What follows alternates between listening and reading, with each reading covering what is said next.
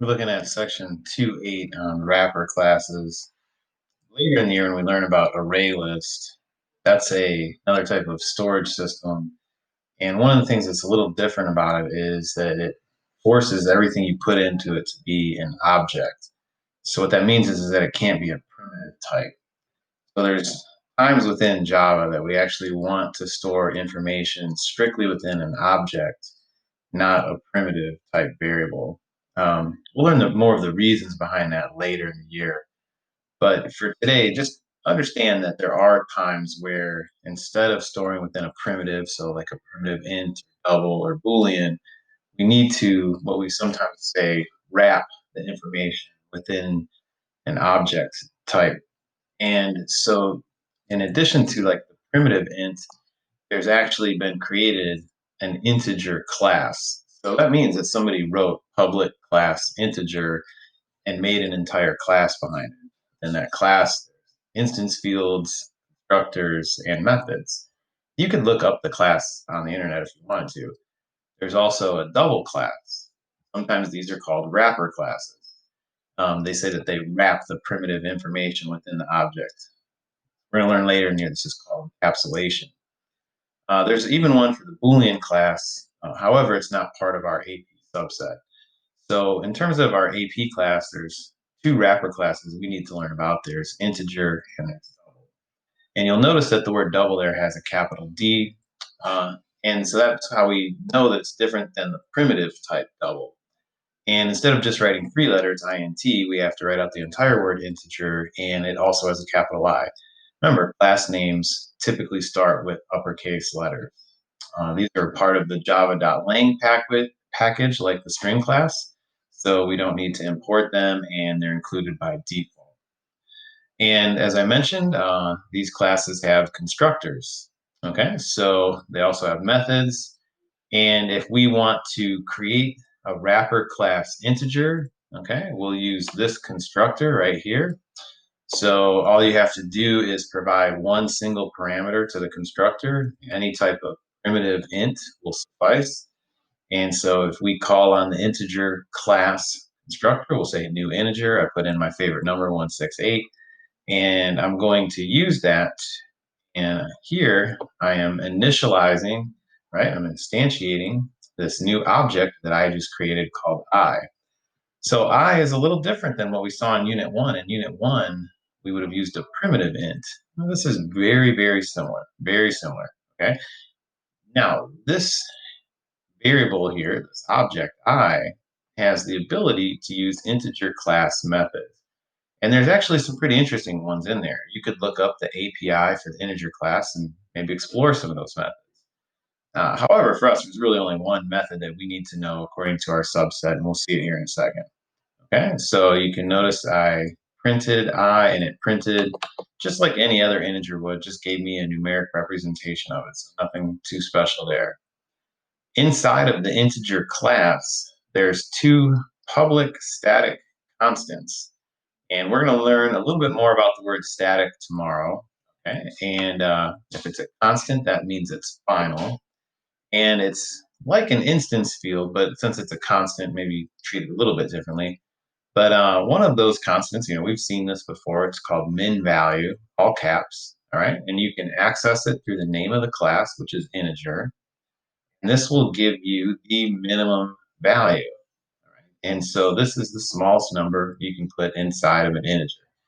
And that's true whether it's a primitive or a wrapper class. Okay, so it's the same value.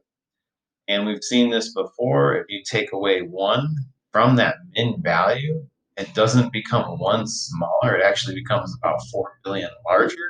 And that's an example of what we call an underflow. So you go outside of that range, it actually rolls over to the other end and then starts backtracking from there if I kept subtracting from it. It's got a counterpart called max value. And if I add 1 to the max value, I get an example of an overflow error. So it actually went down to the smallest possible number. Okay, both of these are defined within the integer class. Right? Again, you can find that online real easily if you'd like to search it and look at it. There's a lot of methods in the integer class. However, there's only one that we need, and it's the int value method. What that method does is that extracts from this object, this wrapper class object, okay, primitive int value associated with it. So it's kind of like what we refer to as an accessor method. It's given access probably to one of the instance fields of that integer class, and it returns it as a primitive int. So it was a wrapper class integer. Now we're going to return it as a primitive int. So notice that I was able to store it and use it to initialize a primitive int named num. Another option would have been I could have used it within an expression. Okay, so using it within an expression means that I can print it, means that I can do math with it like I am here. I'm dividing it by 10. This method's return type is primitive int. Okay, so it's a return method, so I can use it within an expression. Since it's returning an int, I can use it to initialize an int. All right, well, the double class has pretty much the exact same stuff going on. It's got a constructor, okay, new double. So we could use that to create a wrapper class double, all right? And if we wanted to, we could extract as a primitive double the value from a wrapper class double. And we would use this method called doubleValue. And it returns as a double the value associated with that wrapper class object. And once again, I could do math with it. Okay, I could do division. You might notice earlier, okay, when I did 168 divided by 10, it didn't give me 16.8 because it was forced to do integer. It gave me 16. And on here, you may notice when I divided by 10, I got 0.271828. So it did double division, right? It actually properly slid that decimal over. It didn't truncate or anything because it understood that the value was a double, right? Double value method returns as a double. Int value method returns as an int. All right? And there's actually a min value and a max value in here as well. You could look up online, but again, we don't need to know it for our course. Most of this stuff that we just saw is a little bit outdated. So what do I mean by that? Well, through the various years with Java's updates, they've de-emphasized these things. And so now Java features some things called auto boxing and auto unboxing. You had a really old AP review book, well, not really, maybe 10 years old, and you looked in the Arraylist section of it, you'd see some cases where they were using these methods, int value, double value, the constructors. Now you don't really have to. So there's like kind of an automatic conversion that can take place in most cases, not 100% of the time. There's some weird things that can happen. For the most part, Java will automatically convert between primitive and wrapper class for you. So you don't actually have to use the constructor, and you don't have to actually use those methods int value and double value. Here's some examples, okay? It says that the Java compiler applies auto boxing when a primitive value is, then there's two different cases that we're going to look at. One is if you're going to a method that is expecting a wrapper class, you can give it a primitive. And the other one is that if you're going to assign to a variable of the corresponding wrapper class, you can actually give it a primitive. So let's look at these two. So you might notice here I'm calling a method called test method one locally. So it must be somewhere within this class, and it is. It's down. I put it down at the bottom. So there's my method, test method one. That method was expecting me to hand it a new double, okay, as an object. But what I did was I handed it a primitive double, okay? So let me just show you the difference here. Let's say that I had made a double, and maybe I'll call it test one. And I put in here a new double, okay? So a wrapper class double. I'll just put some other number. I could have called test method one, okay, with that wrapper class double that I just created. Obviously, that should be legal because if the method is expecting a wrapper class double and I give it one, sure, that makes sense, okay? And the method, just as I instructed it to, just printed the value. Okay. But what this is saying is that you could actually give it a primitive double as well. And that's what I did right here. I just gave it the primitive double 2.34. It would have been also fine for me to say double test2 equals 2.34. And I could have put that primitive double. So, okay, the method, remember, was expecting a wrapper class double. Well, you could actually give it a primitive double. Okay, so kind of interesting. All right, now here, this wrapper class integer, could be a double, doesn't really matter, is expecting me to give it a wrapper class object. If you remember a minute ago, what I did was I said new integer, and I passed in the value that way, and that's okay. That's okay. All right.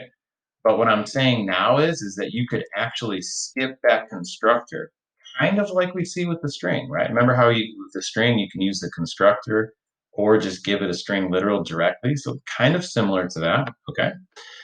Here, I'm just giving it the primitive value and it's accepting it. So I didn't actually have to use the integer class constructor. I can bypass it. And it still becomes an actual integer and I could apply this integer method to it. If this had been labeled as a primitive int, then I couldn't call the int value method on X because it's not a wrapper class, okay?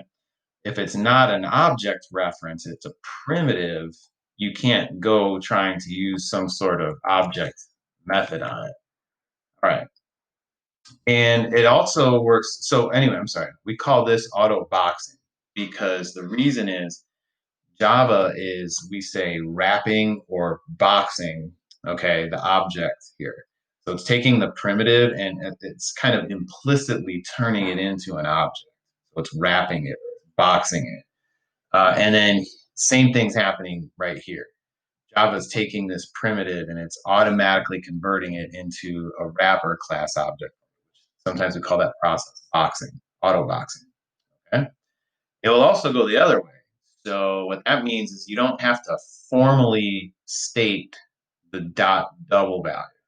So I could say double y is a new double. Now, this is going like the other direction. So if you look at this, notice that that's a lowercase letter d.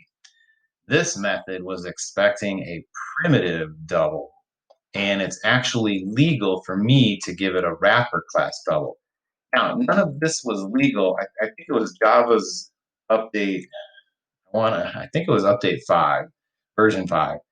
But prior to that, you couldn't do this. Like prior to version 5, you would have had to extract the double value from the object. Okay, but with update 5, they got rid of that necessity, and so you don't need to do that any longer. All right. And then the same thing here. I made an integer called z. That's a wrapper class integer, and I'm able to use that to initialize a primitive integer. So normally you could never give an object to a primitive. Like that would always be an error message. But technically you can here because of this auto unboxing feature. Unboxing means like the number wasn't wrapped in this box and we're taking it out of it. We're taking it down to its primitive state. Within the box, it's considered an object and it can use all of those different objects. But here we're taking it out of the box and putting it into a primitive. All right, this is some weird stuff. Like I said, we're not really going to use this much in our programming until we get to the array list, which is unit 7. So that's kind of a ways away still. But then it's going to make a little bit more sense to us why we might need these. Here, as we learn about our method calls and our constructors, using the integer class and the double class just gives us one more chance to practice our code, okay? So I wouldn't worry too much about the whole boxing, auto unboxing thing. Just worry about, could you use new integer, new double as a constructor? Could you use .intValue, .doubleValue as a return method? Okay, so it's just another opportunity to practice our constructors, our return methods, things like that.